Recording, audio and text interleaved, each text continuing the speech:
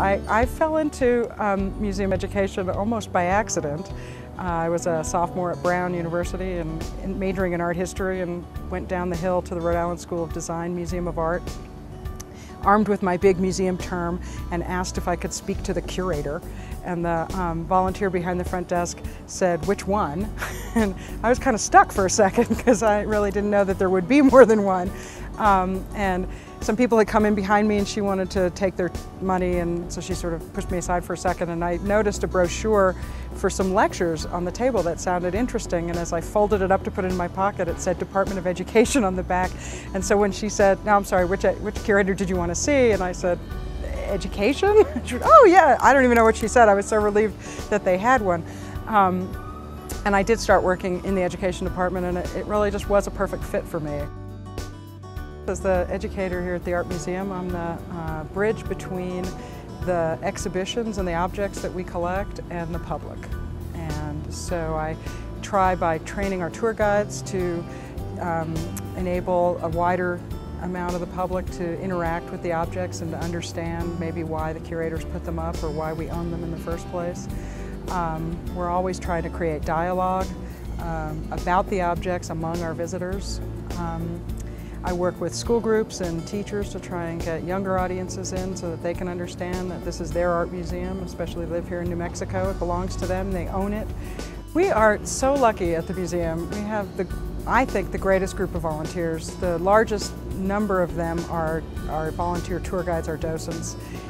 And any task we need extra help with, they're always right there. And they're fun and energetic and enthusiastic, and I don't know how we could run the museum without them. I feel really lucky that I get to spend a sizable amount of my time working with them because they're just fun and they make my job so much easier. People tend to say I make art fun, and I like that. I like to hear that because I believe truly that life is too short not to have fun.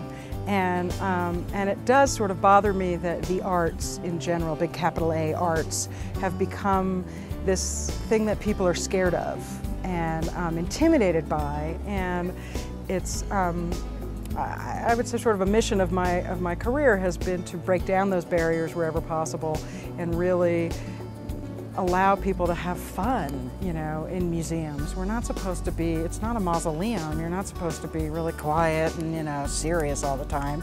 And so, for example, when a group of third graders and I are having a discussion about probably our most famous painting, Cui Bono, and there's this tall, majestic, romanticized Taos Indian wrapped in a white sheet leaning against an adobe wall, and I say, you know, "What do you think's going on?" And they go, "Oh, maybe he's playing hide and seek." And you know, I'm sure that's not what was going on, but it worked, and we understood through the discussion of playing hide and seek whether, you know, does he look like he's afraid he's about to get caught? No, he's totally calm. He's, you know, he's chill. You know, what happened a few minutes before? But maybe like a minute ago he went, "Oh yeah, they're not coming. I'm feeling pretty good."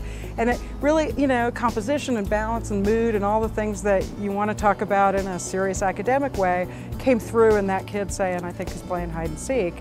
And it just brings the pain into life, and you know, to me, that's really what it's about. That's what I try and do. It was just really nice to be recognized and to be recognized with a group of people that I really do know and have worked with and really appreciate so much what they do in the community.